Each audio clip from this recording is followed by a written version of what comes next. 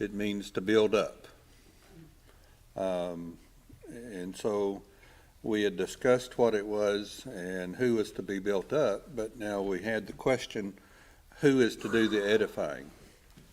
And in Ephesians 4:11 through 13, it said Christ gave some to be apostles, some prophets, some evangelists, some pastors, and some teachers. And it goes on to say, for the equipping of the saints, for the work of service to the building up of the body of Christ. And so he set up these people who are supposed to do edifying. Was that all that are supposed to do it? No. Romans 14:19 says, these things by which one may edify another. And so that implies that it's a job that everyone has to do. We are all supposed to be edifying each other. And we have other verses that speak to that. You know, it says, if you have ye who are spiritual, restore such a one who's overtaken in a fault. You know, the strong are supposed to help the weak. That's how it works. And it's not talking just about a teacher or a prophet or an elder. It's talking about everyone is supposed to have that job. You know, it's important to note that there are no, what's the word I'm looking for, spectators in the church. We don't have spectators. We have players, and that's it. And so who is to do the edifying? Well, everyone is supposed to. Now, the question we were discussing was the work of the church, and the three headings that we had come up with. The first one, edification, and the second one was the work of benevolence. So what is benevolence? Helping the needy? Okay. Excuse me?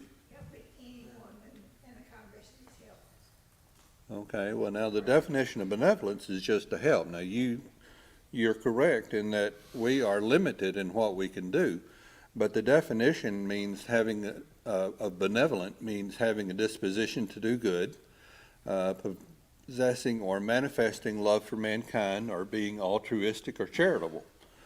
And so that's what benevolent means, and benevolence is doing these acts. Now, what kind of acts are included?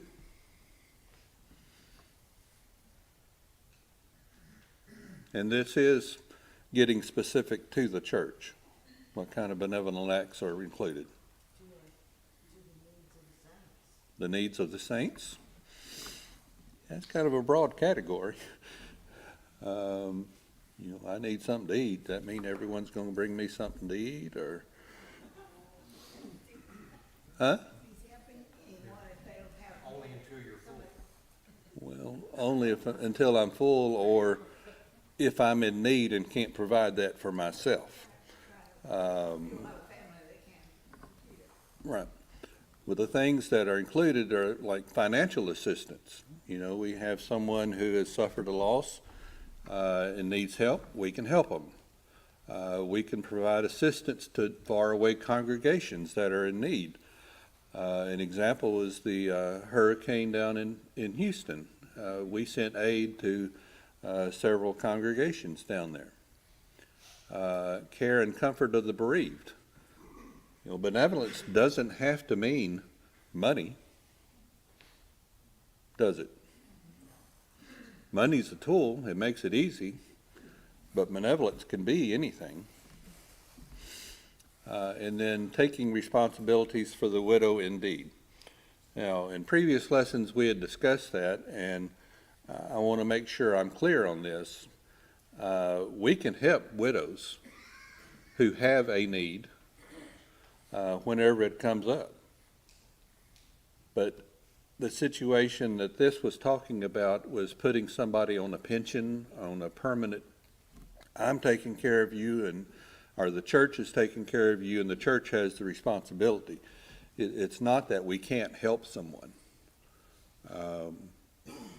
but the church is limited on what it can take full responsibility for in this situation.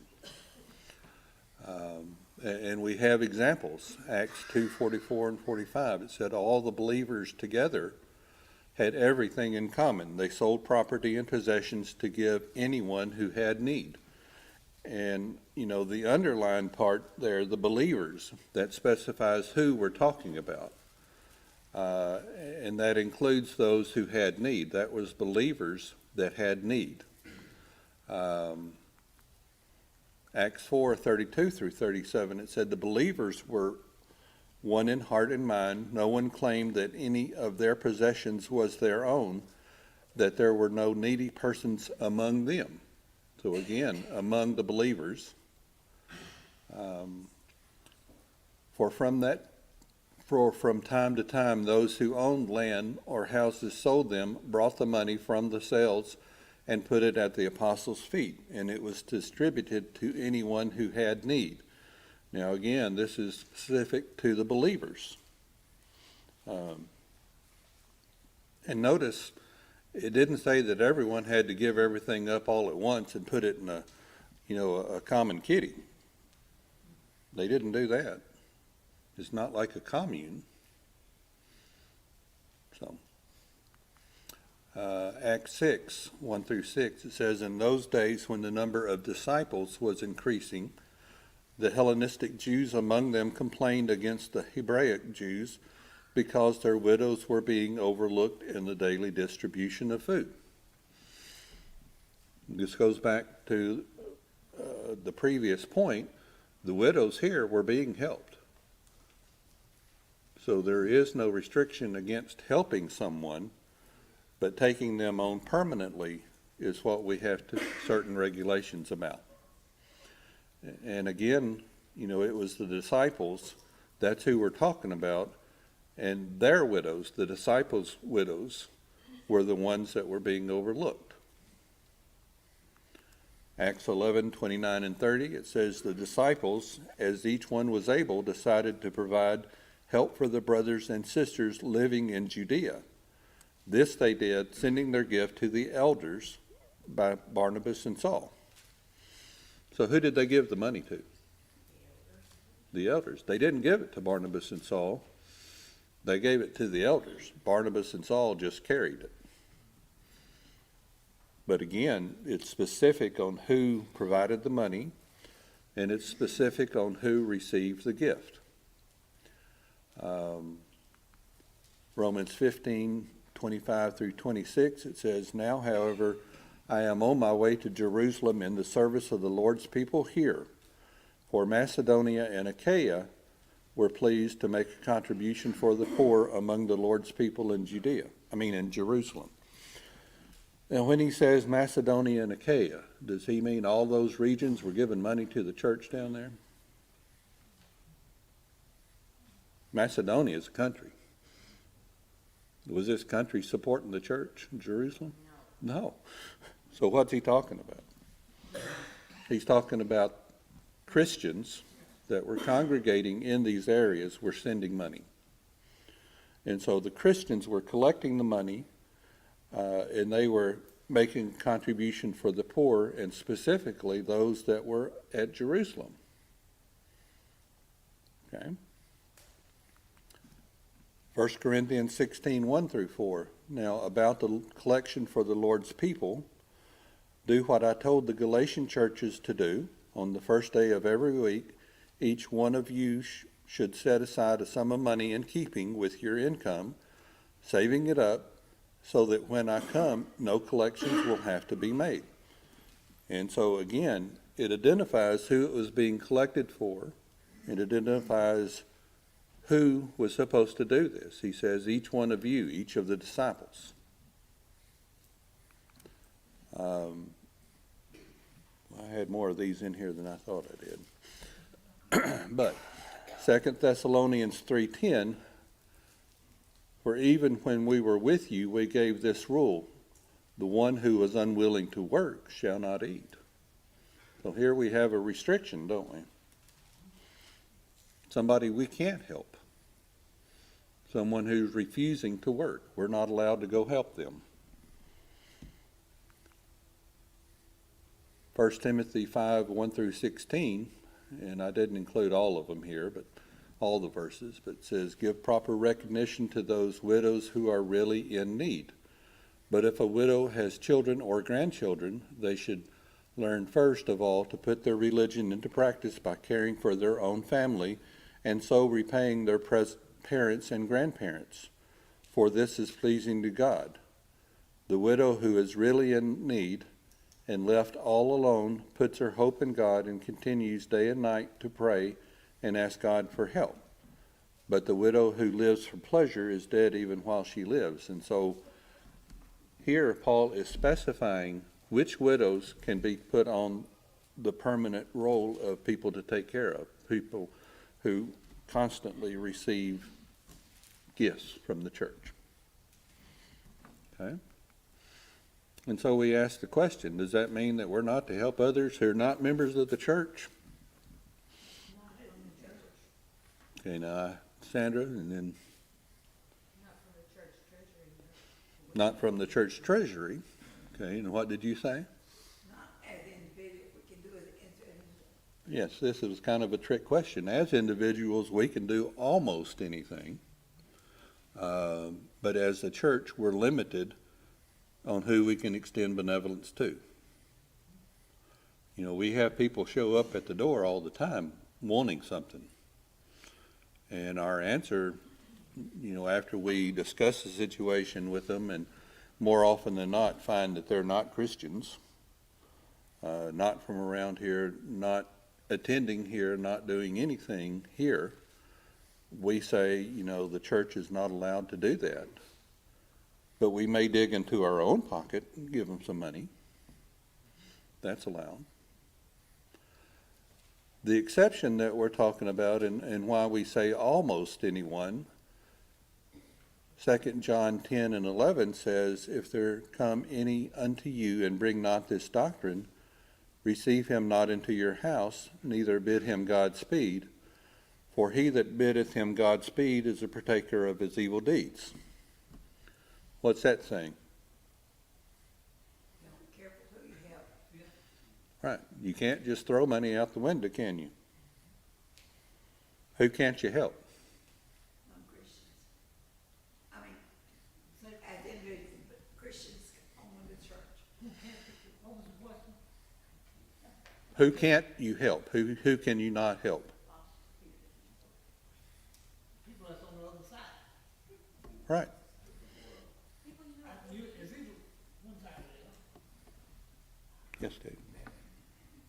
You know, I know opinions differ, but I would go as far as during the holiday season with the Salvation Army. Oh, I agree. You know, tossing in there because that's contributing to a different doctrine. Right. A different denomination. Right. And Jordan, you were saying something?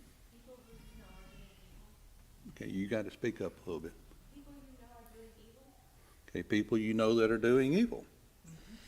Okay. And I'm sure that would include the person that is gonna take your money and run to the closest liquor store. Yes. I agree. And so, obvious. I'm saying if that's an established pattern. If it's an established pattern, if it's something you know is going to happen, then you're not allowed to do it. What about, I'm probably going to open a can of worms here. Yeah. I'm trying to think of what is it. You know, they have the big thermometer looking thing and it says it pops over. United Way. What about the United Way? Okay. So you don't know anything about it. Can you give money to it?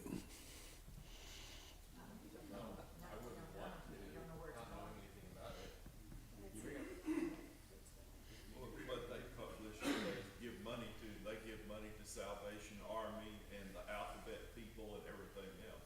Right. Bring up a good question. Are you in trouble if you donate to someone and not know what you're going to do with it? I think you have to be very careful with your donations, yes. You are a steward of whatever God has given you. and you're gonna be held accountable for what he's given you. You know, and this becomes a problem because a lot of employers decide, we're gonna give part of your check to the United Way, and you don't have any choice about it. How did they, that doesn't make sense. People can't donate money on your behalf. Oh, but they do. It should be. And I don't know the outcome of the various complaints that have been made about it, but I know it has happened. It does happen. If you're working for a big organization, like 4 different organizations, and you are included in it, Whether you want to be or not. you're not. Listen, that is true, but, God knows your heart. I agree. And if you are against that, then they can do what they wanna do, it's their money to do what they wanna do, as long as people know that I'm not with that. And is that not a form of persecution? They're taking part of your money away from you. They're stealing from you to give to something else. Well, that's still a persecution. Somebody says, I'm going to take your money. But then that's what, As a Christian, right? You're not being persecuted as a Christian. Maybe not as a Christian, but they're still stealing from you. Yes, Jim. Well, I can give you an example. Brother Fox from the Union congregation, he went to work at the Lowe's Distribution Center in Mount Vernon, Texas. They come around to him and said, how much do you want to give the United Way? And he had done his research and he knew that United Way was going to give to organizations that he would not want to directly give his money to. He told them, I'm not giving anything to United Way. And they said, well, if you don't give, we won't have 100% participation. And that's a big, community whatever, reinvestment or whatever you want to call it. Point that we always like to do is say 100% of everybody that works here at the distribution center gives to United Way. He said, well, you're not gonna make that goal because I'm not giving. yeah.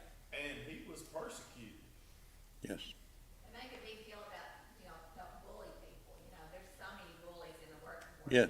It's hidden in a way, but I mean, it's still there, kids do it, but adults do it. Just think easier. Bullying, peer pressure, whatever you want to call it. You're made to feel bad if you don't participate with them, and that's a form of persecution. In my job, I have my standard, and everybody else has theirs. But they know where I stand. I agree. They do what they wanna do, but they know where I stand. And sometimes, I'm participating anyway, but it's against my will. What if they say, well, we won't give your money to Salvation Army. We won't give your money to these other things. Does that make it all right? No, you can't trust them.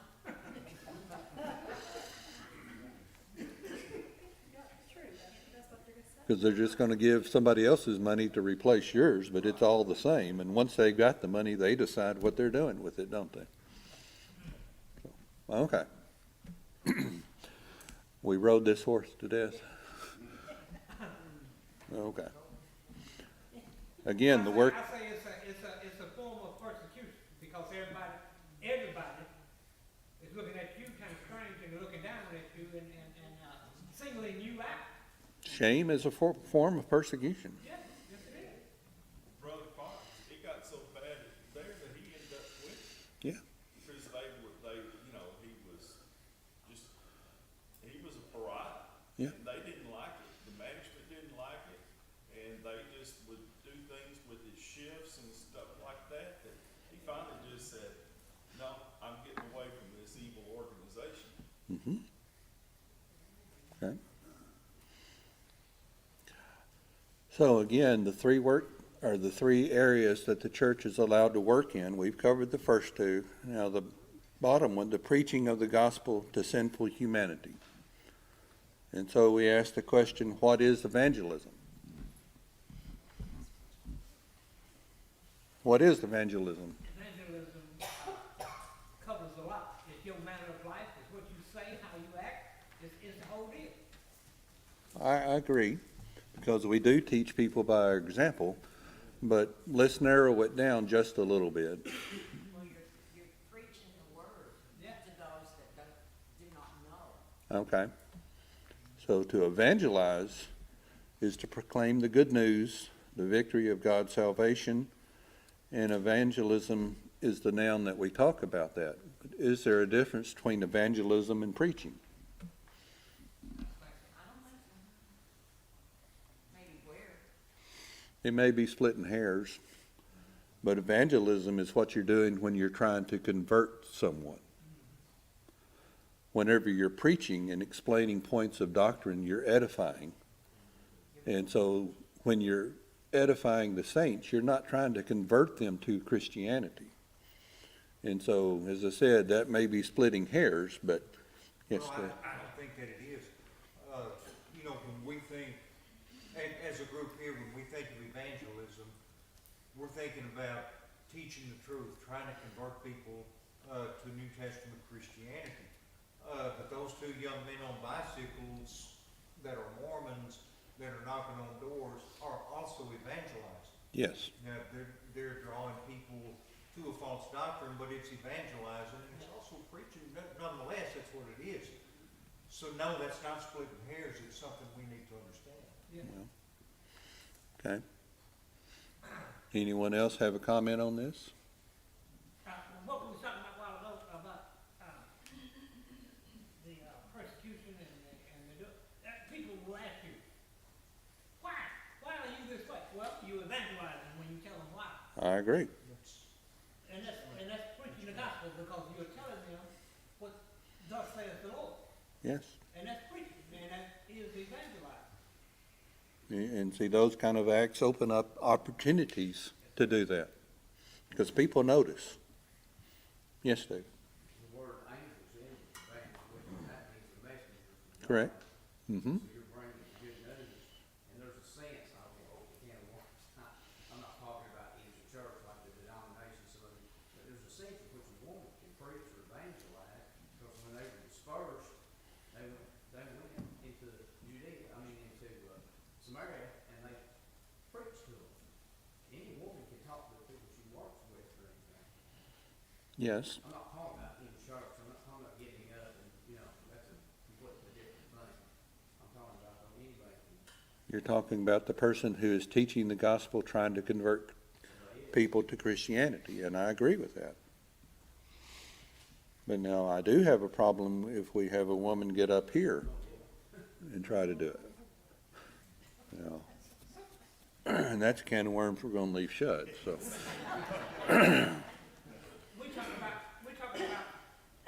in the act of worshiping God and teaching our brothers in the assembly. Correct. Now, when you go out into the world, that woman got just as much right as anybody. Yes. What do we know about Priscilla? She talked Apollos, didn't she? The women are expected to teach. They just have guidelines to follow. Just like everybody. So, okay. The word evangelist is found 3 times, Acts 21:8, Ephesians 4:11, and 2 Timothy 4:5.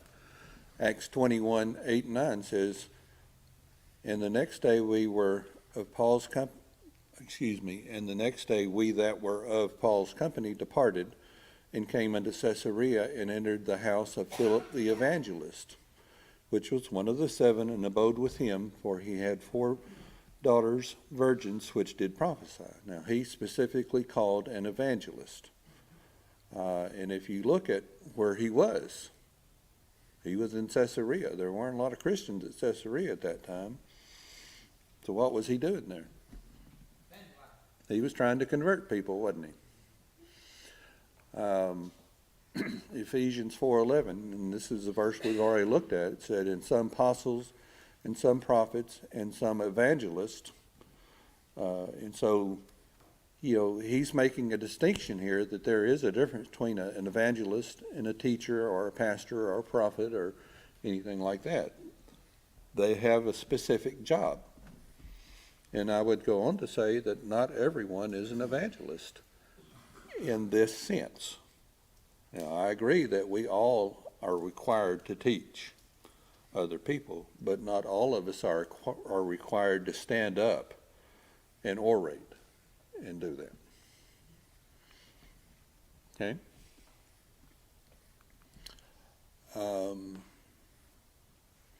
2 Timothy 4:5, it says, "But you be watchful in all things, endure afflictions, and do the work of an evangelist, fulfill your ministry." And so this is Paul talking to Timothy. He's telling him to be an evangelist. Okay? Any comments on this? He also told us that preach the word, be instant in season, out of season. Yes, he did. So, Once he converted them, he had responsibility to them as well, didn't he? Okay. And so the church has been given the command to spread the gospel. Now, previously, we've discussed what specific commands and what were general commands. And so the command to spread the gospel would fall under the category of a general command. That means we can choose the specific means, whether or not we want to preach on the radio or television, or we want to put newspaper articles out, we want to have gospel meetings. We can even support missionaries, can't we? So all of that is the church doing the work of evangelism. And so the question is, what are the consequences if this constitutes a pattern? If we find a pattern in the Bible, what are we supposed to do? We're supposed to follow it. So we've got to do the work that God's commanded us to do to be pleasing, and we must not add works or delete works. And if it doesn't constitute a pattern, then we have no obligation to do anything, do we? We can choose to if we want to, but if we just want to sit here and not do anything and rot away, we can do that too. But as we commented, there is a pattern. This is a pattern of the church and a pattern for individuals. I agree. There are patterns for the church as a group. And again, the church at Antioch sent out Paul and Barnabas. They funded them for their first missionary journey, didn't they?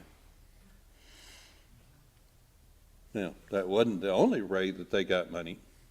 We know Paul had to work as a tent maker part of the time. We know he got money from the Philippians and others. But it was the church at Antioch that sent him out. Okay?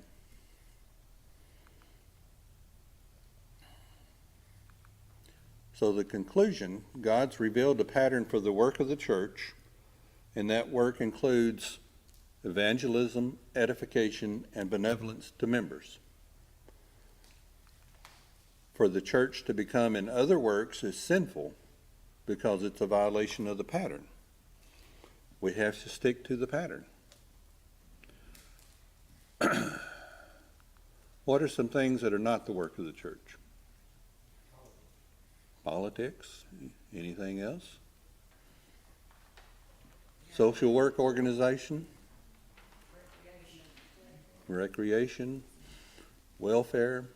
We've mentioned Salvation Army, but this other one is somebody's food pantry. Help feed hungry men and women and children by conducting a food drive at work, school, church, or in your neighborhood.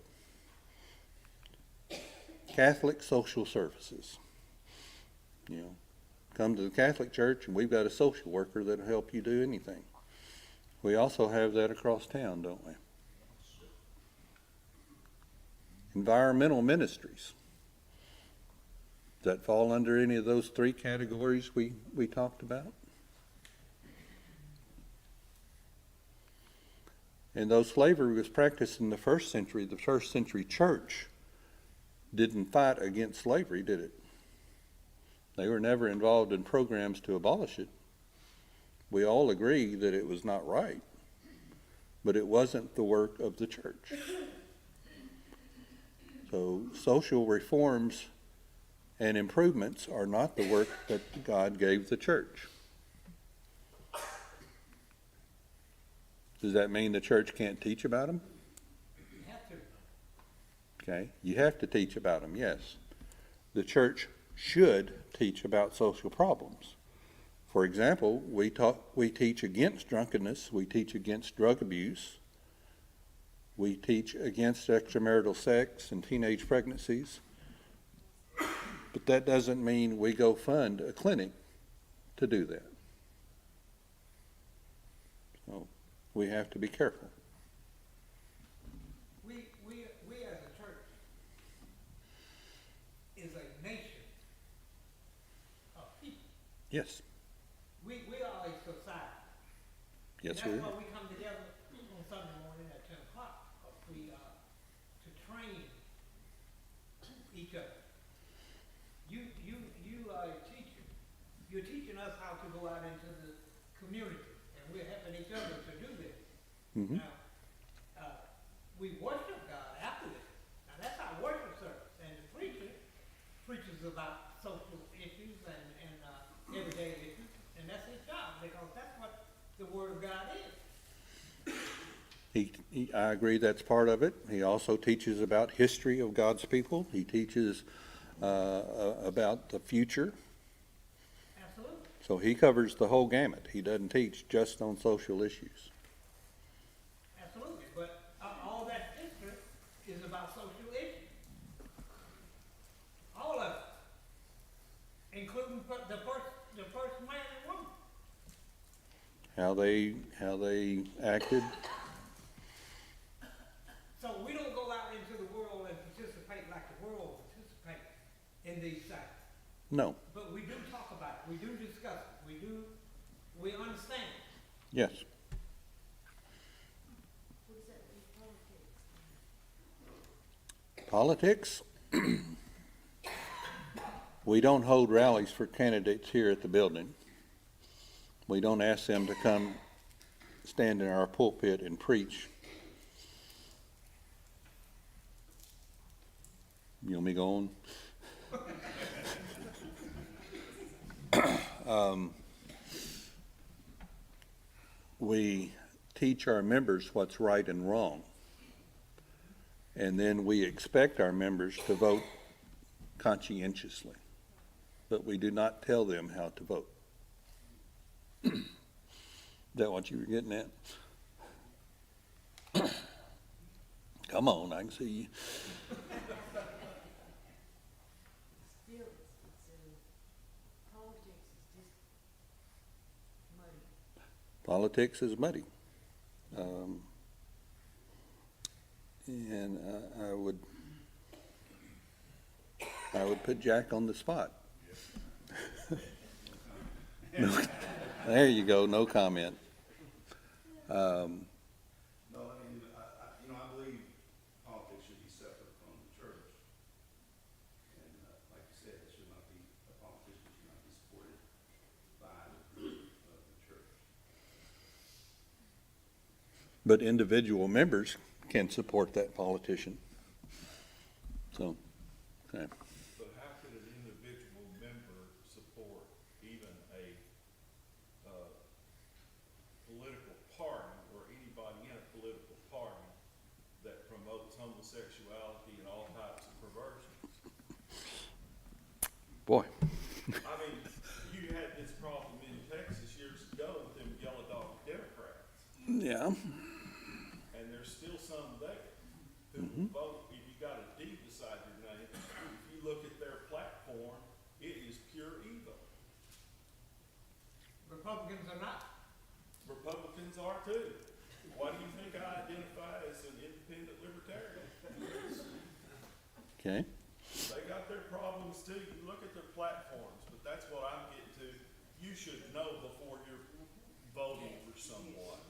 Because you can say, well, he's a good guy, he's religious, but when he gets up there in Washington DC and he caucuses with those people from up in the north that are very liberal, he's not gonna have a say in that policy.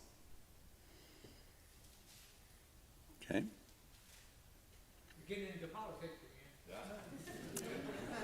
But we are in the world, but we are not of the world, but when we are in this world, we have an obligation, I believe, to try to influence things, even if it's our vote. okay. Do you think Jesus approved everything Caesar did? No. No. What did he say to do with the money? Give us a seat, back with your seat. Right. We have to work within the system that we have. But And, if we can influence that system, we should. well, that's how we vote. Exactly.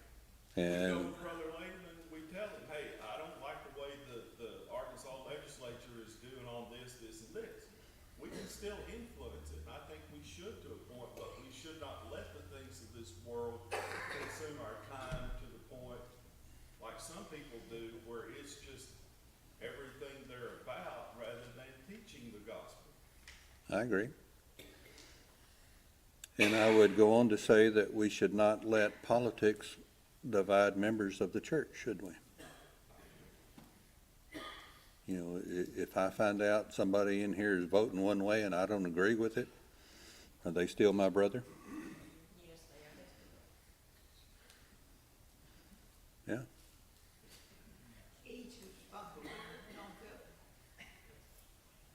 good. each is responsible to God, First step, God first, but okay? And if we live like we're taught in the Bible, and we evangelize like we're taught in the Bible, we are a part of social reform.